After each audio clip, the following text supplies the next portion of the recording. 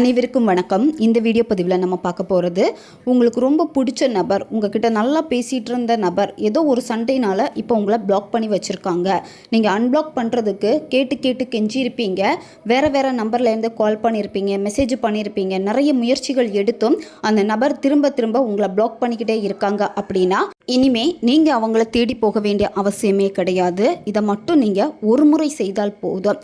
எப்பேற்பட்ட நபராக இருந்தாலும் சரி, பேசவே மாட்டேன்னு கடும் கோவத்தில் இருக்கக்கூடிய நபர் உடனே உங்களை அன்பிளாக் செய்து பேசுவாங்க. இதை நீங்கள் செய்கிறப்போ உங்களுடைய நபருக்கு உங்கள் ஞாபகங்கள் அதிகமாக ஆரம்பிக்கும். அவங்களே பேசாமல் இருக்க முயற்சி செய்தாலும் அவங்களால பேசாமல் இருக்க முடியாது. அந்த அளவுக்கு அவங்கள கிறங்கடிக்க வைக்கும், எப்போதும் உங்களுடைய நினைவிலேயே இருக்க வைக்கும். நம்ம சேனலுக்கு நீங்கள் இதான் ஃபஸ்ட் டைம் வரீங்கன்னா மறக்காமல் சப்ஸ்கிரைப் பண்ணிக்கோங்க. பக்கத்தில் இருக்கக்கூடிய பெல் பட்டனையும் கிளிக் பண்ணிக்கோங்க. அப்போ தான் நான் போடக்கூடிய வீடியோஸ் எல்லாமே உடனுக்குடன் உங்களுக்கு நோட்டிஃபிகேஷனில் வந்துக்கிட்டே இருக்கும். இந்த மெத்தடை யாரெல்லாம் பயன்படுத்தலாம்னா, ரிலேஷன்ஷிப்பில் இருக்கிறவங்க பயன்படுத்தலாம். உங்ககிட்ட நல்லா பேசிகிட்டு இருந்த நபர் இப்போது சரியாக பேச மாட்டேங்கிறாங்க, காரணமே இல்லாமல் பிளாக் பண்ணி வச்சுருக்காங்க. சிலருக்கு காரணம் சொல்லி பிளாக் பண்ணியிருப்பாங்க, சிலருக்கு எந்த விதமான காரணம் சொல்லாமல் நல்லா பேசிகிட்டு இருந்துட்டு சடனாக பிளாக் பண்ணியிருப்பாங்க. நீங்கள் எதுக்காக அவங்க என்ன பிளாக் பண்ணாங்க அப்படின்னு தினமுமே அதையே யோசித்து நீங்கள் ரொம்ப டிப்ரெஷனில் இருக்கீங்க. அவங்கக்கிட்ட அன்பிளாக் பண்ண சொல்லி கேட்குறீங்க அப்படின்னா அந்த நபர் கண்டுக்காமல் இருக்காங்கன்னா அவங்க அன்பிளாக் பண்ணுவாங்க. யாருன்னே தெரியாத ஒரு நபருக்காக இதை செஞ்சீங்கன்னா வேலை செய்யாது. ஆல்ரெடி நீங்கள் பேசியிருக்கணும், பழகி இருக்கணும், ஒருத்தருக்கு ரொம்ப நல்லா தெரிஞ்சிருக்கணும், நல்ல பாண்டிங் உங்களுக்குள்ளாடி இருக்கணும். அப்படி இருந்தால் மட்டும்தான் இது உங்களுக்கு வேலை செய்யும். இந்த மெத்தடை நீங்கள் எந்த டேயில் ஸ்டார்ட் பண்ணணும் அப்படின்னா, அமாவாசை அன்னைக்கு தான் இந்த மெத்தடை நீங்கள் செய்யணும். எந்த நேரத்தில் இதை செய்யணும்னா, இரவு 11 மணில இருந்து 12 மணி இந்த இடைப்பட்ட நேரத்தை பயன்படுத்திக்கோங்க. பெண்கள் தீட்டு சமயத்தில் இதை செய்யக்கூடாது. நான்வெஜ் சாப்பிட்டுட்டு இதை நீங்கள் செய்யக்கூடாது. அமைதியான ஒரு பிளேஸை சூஸ் பண்ணிக்கோங்க. யாருமே உங்களை டிஸ்டர்ப் பண்ணாத மாதிரி பார்த்துக்கோங்க. வெறும் தரையில் உட்காரக்கூடாது, ஏதாச்சும் விரிப்பு போட்டு தான் உட்காந்துக்கணும். இந்த மெத்தடை நீங்கள் செய்கிறப்போ ஒரு கேண்டில் அல்லது தீபம் ஏற்றி வச்சுக்கோங்க. இந்த தீப ஒளியில் தான் இந்த மெத்தடை நீங்கள் செய்யணும். ரூமில் வேறு எந்த வெளிச்சமும் வரக்கூடாது. லைட்டு போட்டுட்டு இந்த மெத்தடை நீங்கள் செய்யக்கூடாது. இந்த மெத்தடை நீங்கள் செய்கிறப்போ உங்களுடைய மனம் ஒருநிலைப்பட்டு இருக்கணும். எந்த விஷயத்துக்காக செய்கிறீங்களோ அதில் உங்களுக்கு முழு கவனம் இருக்கணும். நிறைய பேர் பண்ணக்கூடிய தப்பு என்ன அப்படின்னா, நீங்கள் மெத்தட்ஸ் பண்ணுறப்போ உங்களுடைய கவனம் சிதறிக்கிட்டே இருக்கு. கவனம் சிதறினால உங்களுடைய மேனிஃபெஸ்டேஷன் சக்ஸஸ் ஆகாமல் போகுது, டிலே ஆகுது, ஃபெயிலியர் ஆகுது. இதுக்கான காரணம் உங்களுடைய மனசு ஒரு நிலையாக இல்லை. நீங்கள் மேனிஃபெஸ்டேஷன் பண்ணுறப்ப தான் உங்கள் நபரை பற்றி தேவையில்லாத நெகட்டிவ் எண்ணங்களை நீங்கள் கொண்டு வருவீங்க. உங்களுக்கு என்ன வேணுமோ அந்த விஷயத்தை மறந்து தேவையில்லாத விஷயங்களை நினச்சிக்கிட்டே இருக்கிறது. இது நடக்குமா, இதெல்லாம் நான் பண்ணால் எப்படி நடக்கும், அவங்க எல்லாம் எப்படி பேசுவாங்க, இது ஒரு பக்கம் ஓடிக்கிட்டே இருக்கும். இன்னொரு பக்கம் உங்கள் நபர் எதுக்காக உங்களை காயப்படுத்திட்டு போனாங்களோ அதை நினச்சி வருத்தப்பட்டுக்கிட்டே இருப்பீங்க. திரும்ப இதெல்லாம் எப்படி பேசுவாங்க அப்படின்னு ஒரு எண்ணங்கள் இருக்கும். நிறைய பேருக்கு இந்த எண்ணங்கள் இருக்குது. ஏன்னா நீங்கள் ஒரு நிலையாக இல்லை, உங்கள் மனசு உங்களுடைய கண்ட்ரோலில் இல்லாமல் இருக்குது. அதனால் முதல்ல உங்களுடைய எண்ணங்களை நீங்கள் கட்டுப்படுத்த ஆரம்பிக்கணும். முதல்ல ப்ரீத்திங் எக்ஸசைஸ் பண்ணணும். மெதுவாக மூச்சை ஆழமாக உள்ளே இழுத்துட்டு 1 செகண்ட் ஹோல்டு பண்ணிவிட்டு வாய் வழியாக மெதுவாக மூச்சை வெளியே விடணும். ஒரு 10 இருந்து 15 வாட்டி இதை நீங்கள் செய்யணும். முதுகு தண்டு நேரே இருக்கணும். மெடிடேஷன் பண்ணுற மாதிரி உட்காந்துக்கோங்க. கண்களை மூடிட்டு உங்களுடைய மூச்சில் மட்டும் கவனத்தை செலுத்துங்க. மூச்சை உள்ளே இழுக்கிறப்ப நல்ல எண்ணங்கள் எல்லாமே உங்களுக்குள்ளாடி போகுது.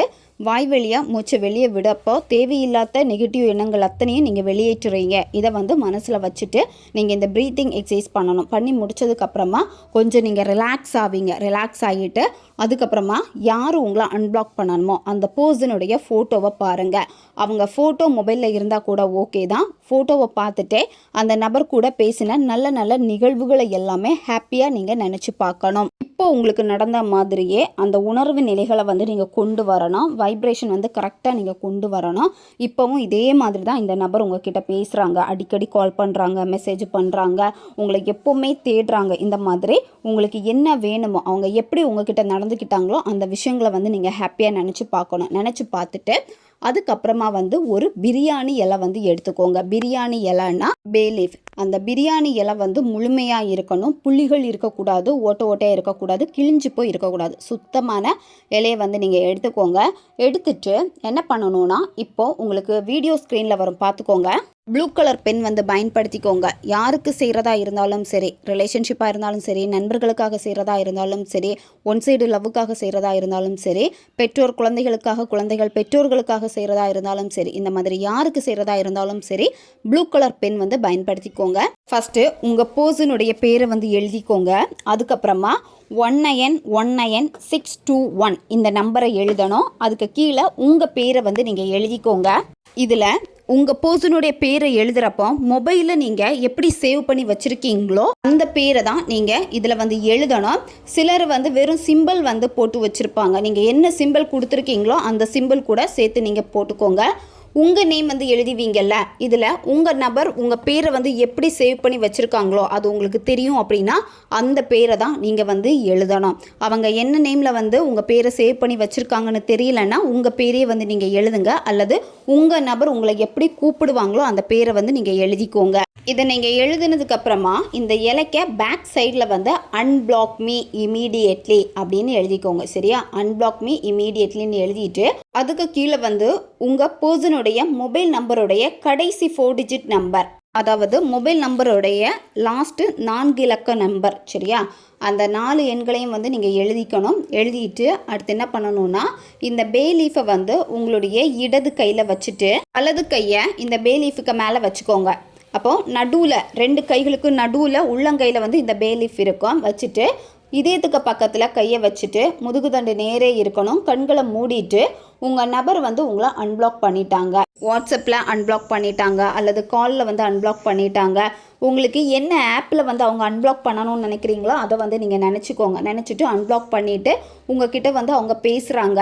அன்பிளாக் பண்ணதுக்கப்புறமா அவங்களுடைய டிபி உங்களுக்கு வந்து தெரியுது, அவங்களுடைய லாஸ்ட்டு சீன் வந்து தெரியுது, உங்களுக்கு அவங்க வந்து மெசேஜ் பண்ணுறாங்க. மெசேஜ் பண்ணுறப்ப வந்து நீங்கள் சடனாக வந்து வாட்ஸ்அப் பார்க்குறப்போ அங்கே டைப்பிங்னு காட்டுது. அதை வந்து கரெக்டாக நீங்கள் வந்து விஷுவல் பண்ணணும். நார்மலாக உங்களுக்கு மெசேஜ் பண்ணுறப்போ உங்கள் பர்சன் அப்படி டைப் பண்ணுவாங்கல்ல, அது வந்து நீங்கள் பார்க்குறப்ப அவ்வளோ சந்தோஷம் கூட பட்டிருப்பீங்க. அதே மாதிரி அந்த உணர்வு நிலைகளை வந்து நீங்கள் கரெக்டாக கொடுக்கணும்.